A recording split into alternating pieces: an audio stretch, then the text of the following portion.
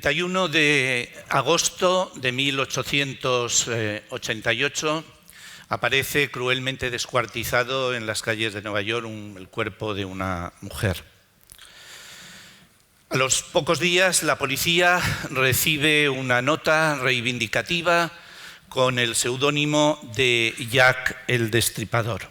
La policía en los días siguientes siguió recibiendo nuevas notas y se siguieron también produciendo nuevos crímenes que llevaban en el crimen mismo la firma de Jack el Destripador. En noviembre de ese mismo año había sobre la mesa del jefe de policía de Scotland Yard 150 notas reivindicativas, unas verdaderas y otras falsas. La policía se vio absolutamente incapaz de procesar toda aquella información. De hecho, empezó a seguir hasta 5 pistas falsas y hizo 5 retratos robot totalmente incoherentes porque pertenecían los sospechosos a clases sociales muy diferentes entre sí, desde un barbero a un descargador del puerto, un profesor de Oxford o un pintor de la alta sociedad. Sin embargo, en muy poco tiempo, una profesora en un artículo muy reciente, aplicando la inteligencia artificial y algunos de los algoritmos con los que trabajamos en lingüística para estudiar el estilo de los textos, consiguió separar las notas falsas de las verdaderas y trazar el perfil exacto del criminal. Si esto hubiera podido tenerlo la policía, este señor hubiera sido detenido en muy poco tiempo. Pero con aquellos medios no fueron capaces, de procesar esa información. El perfil verbal nos distingue a cada uno de nosotros de la persona que tenemos al lado. Nadie hablamos exactamente igual al otro. Los filólogos nos referimos a esto como idiolecto. Cada uno tenemos nuestro propio idiolecto y este idiolecto nos distingue igual que nos distingue la huella dactilar o nos distingue el ADN. Y da igual que intentemos ocultar el idiolecto detrás de un alias o detrás de un avatar. Da igual que intentemos imitar el estilo de otra persona, porque la mayor parte de los procesos que se producen a la hora de elaborar un discurso oral o escrito son procesos que se escapan de nuestro control, son procesos no voluntarios. Yo soy profesor de literatura y en mis años de estudiante, allá en finales de los 70, se puso de moda una teoría que hablaba de la muerte del autor, y nada menos que la patrocinaban Roland Barthes y Michel Foucault, personalidades de absoluto respeto. Lo tenían entonces por parte de mis condiscípulos y lo siguen teniendo hoy también por parte mía. La muerte del autor venía a decir que una vez producido el texto estaba ahí y el autor desaparecía, no tenía ya ningún tipo de relevancia. Sin embargo, aquella teoría a mí no me convencía, porque cuando yo me enfrentaba a la lectura de un libro como El Quijote de Avellaneda, firmado por un seudónimo, o como El Lazarillo, o como el primer acto de La Celestina, detrás de cada palabra, detrás de cada frase, se me aparecía la imagen del autor.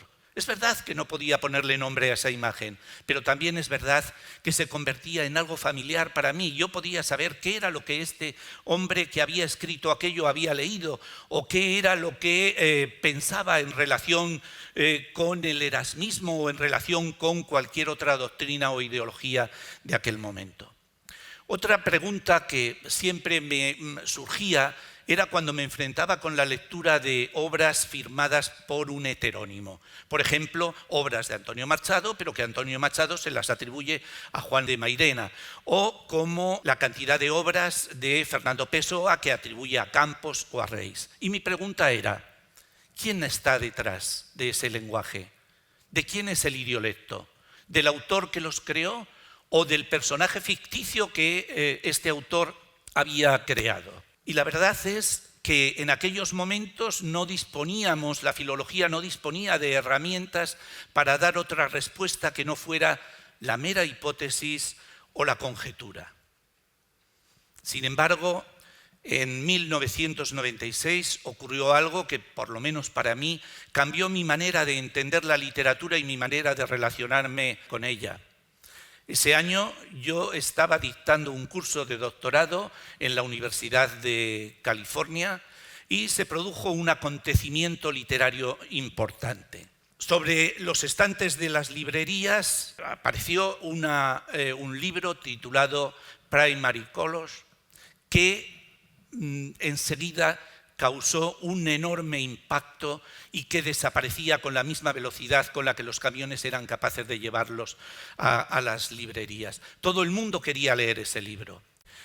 ¿Qué razón? ¿Qué era lo que motivaba el interés por este libro?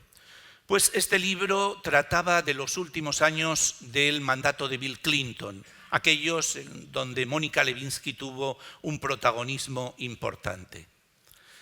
Pero ciertamente no fue el morbo lo único que convirtió a este libro en un bestseller.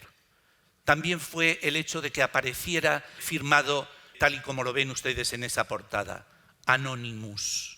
El hecho de que este libro, que trataba de un tema tan candente, no se supiese quién era el autor, despertó enseguida el interés de todos los periódicos, desde la costa este a la costa oeste, y todos ellos se disputaban por ver cuál era el primero que conseguía dar con el nombre que estaba detrás de ese Anonymous. Cada periódico tenía su candidato, y con frecuencia los candidatos de un periódico no coincidían con el candidato del periódico rival. El problema parecía irresoluble hasta que un modesto profesor, Donald Foster, propone un nombre, Joe Klein. Y Joe Klein era en aquel momento un columnista muy prestigioso de la revista Newsweek, amigo personal de Bill Clinton, que lo había acompañado en alguna de sus últimas campañas, y él negó rotundamente la paternidad de ese libro. Esto le causó muchos problemas al profesor. Sin embargo, 2 años más tarde, en 1998, en una pequeña editorial de Chicago, el editor, mientras está moviendo en la mesa, ordenando los papeles y cambiando de un lugar a otro el rimero de papeles que tenía sobre la mesa, se encuentra con un manuscrito que se titula Primary Colors, que lleva la firma manuscrita y autógrafa de Joe Klein. ¿Cómo llegó este profesor a dar con este nombre de una manera tan exacta?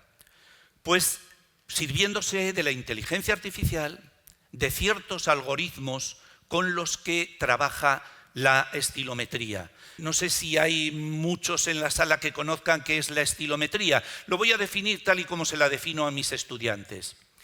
La estilometría viene a ser, para el estudio de la literatura y para el estudio de la lengua en general, viene a ser algo así como el análisis de sangre para un médico.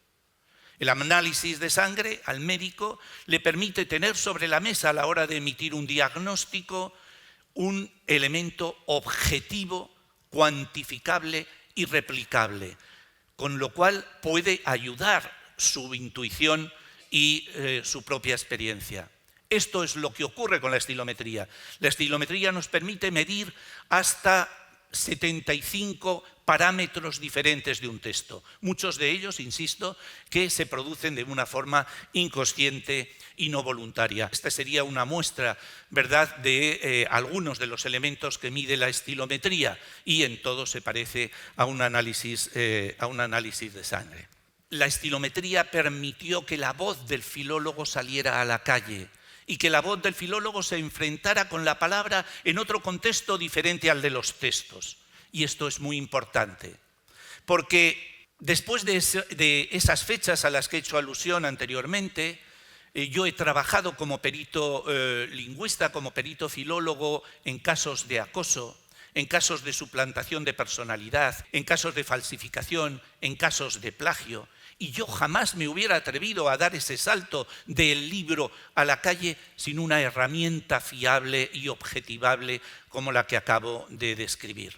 Porque En última instancia, si yo me equivoco al leer El Quijote, Cervantes no va a protestar. Pero si me equivoco a la hora de emitir un juicio sobre un caso de acoso, las cosas se complican. Y eso es lo que me dio fuerza para emprender, más allá de los libros, un trabajo también diferente en la vida y aprovechar los conocimientos de la literatura para llevarlos a la vida. Y no he sido el único, porque, como verán, al llamado asesino de las comas es un lingüista el que lo detiene. En esencia se trata de un crimen, la víctima es una mujer a la que le roban el móvil y desde el móvil con posterioridad envía un WhatsApp a distintos clientes de esta mujer. Bastó con que un lingüista analizase aquellos WhatsApp para ver que simplemente por la colocación de las comas aquellos no pertenecían a esta mujer, sino que pertenecían al asesino. Lo mismo el caso de Luna Bomber, un terrorista norteamericano que enviaba cartas bomba a universidades y a centros de aviación. La policía lo llevaba persiguiendo 2 años, no tenía ninguna pista. Ninguna de las agencias policiales de Estados Unidos, hasta que un lingüista, analizando el manifiesto que él había enviado a uno de los periódicos, supo que este hombre había estudiado en Chicago, que este hombre tenía una edad precisa y que este hombre se llamaba Theodor Kaczynski. Y así fue inmediatamente detenido. Recientemente en el país acaba de salir esta noticia. La policía sabe con un 91% si nuestra denuncia es verdadera o falsa. Y todo esto basado en un análisis lingüístico. El porvenir de los estudios filológicos más allá del libro es realmente esplendoroso y creo que nos espera un gran reto. En concreto, sería muy bueno que tuviéramos un diccionario de emociones en español, porque ese diccionario nos permitiría algo que los ingleses ya pueden hacer y que todavía nosotros no, que es, por ejemplo, diagnosticar precozmente casos de depresión o posibles suicidios. Y además de esto puede emplearse en el terreno de la política. Ya ha sido empleado para elaborar en la Comunidad Autónoma de Madrid los programas del año 2015. Y recientemente, todos ustedes recuerdan la noticia, el día 5 de septiembre aparece un artículo anónimo en el New York Times acusando a Trump. Pues la forma de buscar al autor de ese artículo, el camino más rápido, desde luego, será el de la filología. Las palabras nos delatan. Las palabras, querámoslo o no, aunque intentemos ocultarnos, aunque intentemos escondernos en un avatar, dejan al desnudo lo que pensamos, lo que sentimos, lo que somos. Ahí tienen la frase de Luna Bomber, la frase que lo delató. Una frase que solo una persona, bueno, mejor 2, solo 2 personas en el mundo podían haberla pronunciado así. No, el autor definitivamente no ha muerto. El autor está vivo en sus escritos y la aventura de descubrirlo es una aventura apasionante. Lo fue para mí desde el primer día en que un libro cayó en mis manos, pero seguro que esta experiencia la comparto con la mayoría de la sala. Lo que ocurre es que hoy mi manera de leer ha cambiado. Digamos que se ha hecho más responsable, porque una palabra, la manera de enfrentarme yo con la palabra hoy, no puede ser exactamente la misma. La palabra no solamente es una cuestión de estética o una cuestión de imaginación, porque en la vida, fuera de los libros, la palabra compromete nuestro prestigio, nuestro honor, nuestro dinero y en algunos casos nuestra vida. Muchas gracias.